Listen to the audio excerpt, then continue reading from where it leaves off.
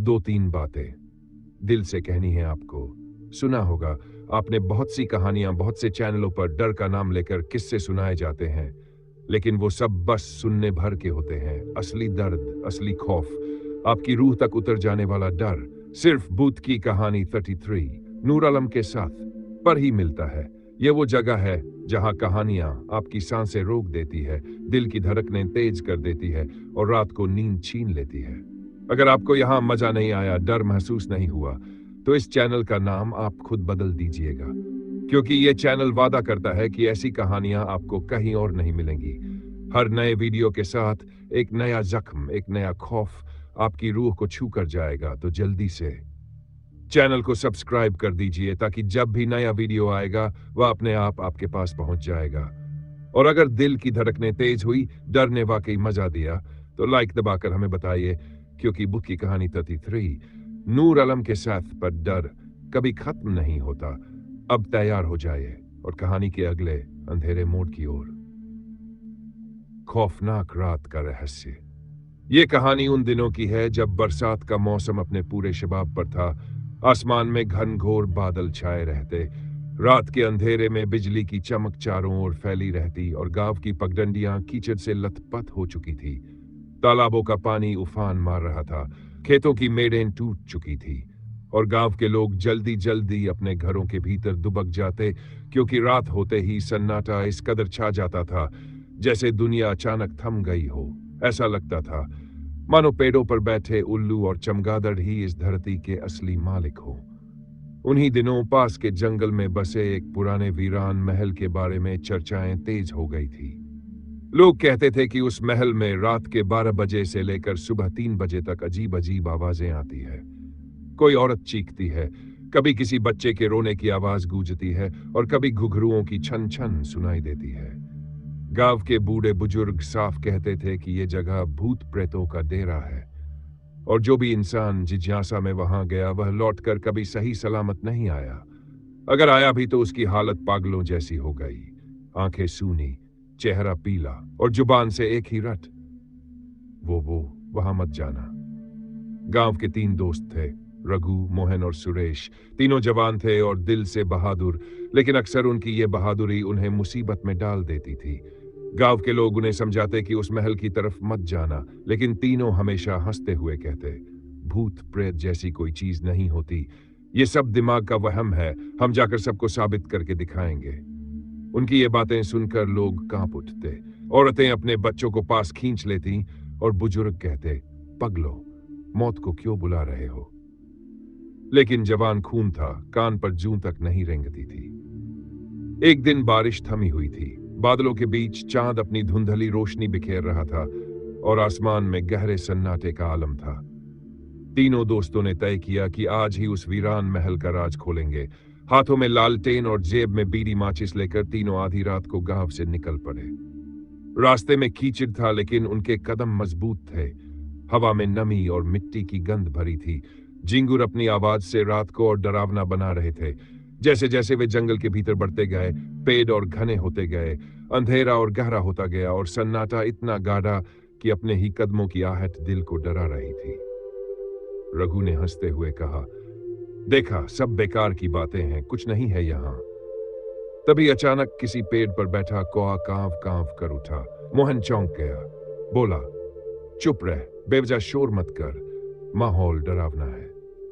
सुरेश ने लालटेन ऊंची उठाई तो देखा सामने वही पुराना महल खड़ा था। टूटी फूटी दीवारें, जगह जगह झाड़ जंखाड़, खिड़कियों से हवा गुजर रही थी जिससे डरावनी सीटी जैसी आवाज निकल रही थी। छत का आधा हिस्सा गिर चुका था और भीतर गहरा अंधेरा था। तीनों ने हिम्मत करके अंदर कदम रखा। फर्श की ईंटें जगह जगह धंस चुकी थी, टीन की छत से पानी टपक रहा था और चारों तरफ मकड़ी के जाले लटक रहे थे। अचानक हवा का एक झोंका आया और दरवाजा अपने आप बंद हो गया। धड़ाम की आवाज से तीनों कांप गए, लेकिन हिम्मत बनाए रहे।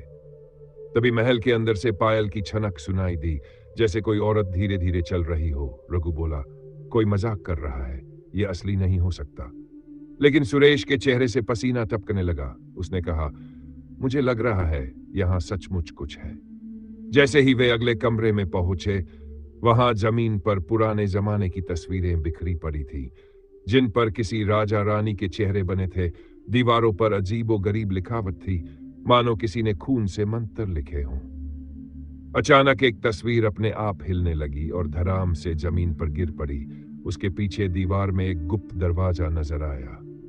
तीनों ने मिलकर उसे खोला तो एक अंधेरा तहखाना सामने था, जिसमें सीढ़ियां नीचे उतर रही थी। वे नीचे गए तो ठंडी हवा का झोंका आया। ऐसा लगा मानो किसी कब्रिस्तान में आ गए हो। नीचे का कमरा बड़ा था और बीच में एक टूटा हुआ सिंहासन पड़ा था।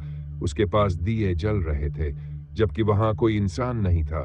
दियों की लौ टिमटिमा रही थी, मानो किसी ने अभी अभी उन्हें जलाया हो। तभी अचानक पीछे से एक औरत की हंसी गूंजी, इतनी ठंडी और खौफनाक कि तीनों की रूह कांप गई। औरत की परछाई दीवार पर दिख रही थी, लेकिन सामने कोई नहीं था। सुरेश चिल्लाया, कौन है वहां? जवाब में वही हंसी और गूंजी। और अब कमरे की हवा भारी हो गई।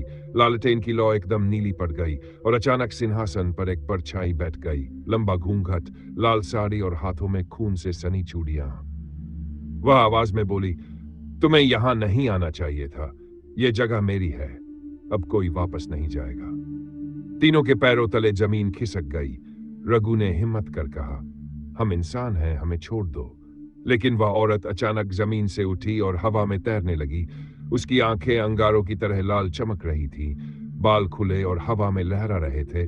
उसने अपने नाखून से जमीन पर खींचा और एक लंबी आग की लकीर निकल आई। कमरे की दीवारें हिलने लगीं जैसे पूरा महल ढहने वाला हो।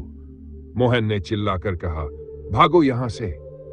और तीनों दौड़ पड़े, लेकिन हर दरवाजा अपने आप बंद हो रहा था। गलियारों में वही औरत उनके सामने आ जाती, कभी छत से उल्टी लटक जाती, कभी दीवार पर रेंगती। उसकी हंसी हर तरफ गूंजती। आखिरकार किसी तरह तीनों ने महल का मुख्य दरवाजा खोल लिया और बाहर अंधेरे जंगल की ओर भागे। लेकिन पीछे से उस औरत की आवाज अब भी पीछा कर रही थी, तुमसे फिर मुलाकात होगी, भागकर नहीं बचोगे। तीनों हांफते हांफते गांव पहुंचे। उनके कपड़े भीग चुके थे, चेहरे पीले पड़ गए थे और आंखों में ऐसा खौफ था कि गांव वाले सब समझ गए कि वे सचमुच उस महल की रूह से टकरा कर आए हैं। उस रात से तीनों की जिंदगी बदल गई।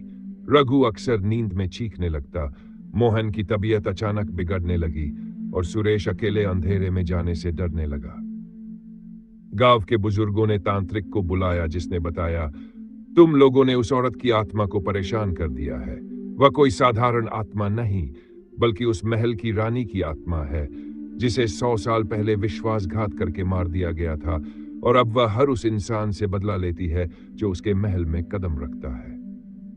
तांत्रिक ने पूजा पाठ करके उनकी जान तो बचा ली, लेकिन चेतावनी दी, अगर दोबारा वहां गए तो मौत निश्चित है।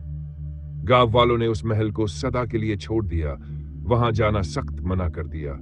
लेकिन आज भी जब आधी रात को हवा तेज चलती है तो जंगल से वही पायल और हंसी की आवाज सुनाई देती है और लोग दरवाजे कसकर बंद कर लेते हैं, क्योंकि सब जानते हैं वह औरत अब भी वहां है और किसी नए शिकार का इंतजार कर रही है।